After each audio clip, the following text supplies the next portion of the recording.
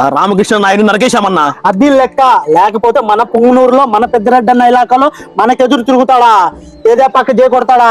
ఇంకొకసారి జై తెలుగుదేశం అని ఎవడైనా కేకలు పెడితే వాడికి భూమి మీద నూకలు చెల్లిపోతాయని ఈ చావుతో తెలియాలా. వాళ్ళ అధికారంలో ఉన్నారు కదన్నా. మన బలుపు ముందు వాళ్ళ గెలుపు ఎంత? మన నాయకుడు హత్య రాజకీయాలను నమ్ముకున్నాడు. మనం కూడా అదే దారిలోనే నడుచుకోవాలా. అప్పుడే వేరే పార్టీ పేరెత్తాలన్నా ఒక్కొక్కడికి వణుకు పుడుతుంది. మీకు అధికారం పోయిన అహంకారం తగ్గల, 11 వచ్చిన ప్రవర్తన మారలా.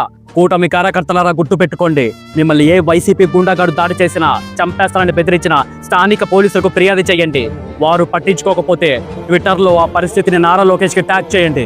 పసుపు జెండా నమ్ముకున్న కార్యకర్తలు ఎవరైతే పార్టీ కోసం పోరాడారో మిమ్మల్ని నా గుండెలో పెట్టుకుని నేను మిమ్మల్ని కాపాడతా. ఇది రాక్షస ప్రభుత్వం కాదు, రక్షించే ప్రభుత్వం. ఇది కూనీల ప్రభుత్వం కాదు, కాపాడే ప్రభుత్వం. హింసకు పాల్పడే వాడెవ్వడికైనా ఇంకొకసారి మన కార్యకర్తలను టచ్ చేయాలన్న ఆలోచన వచ్చినా ఉచ్చ పోయిస్తుంది కూటమి ప్రభుత్వం.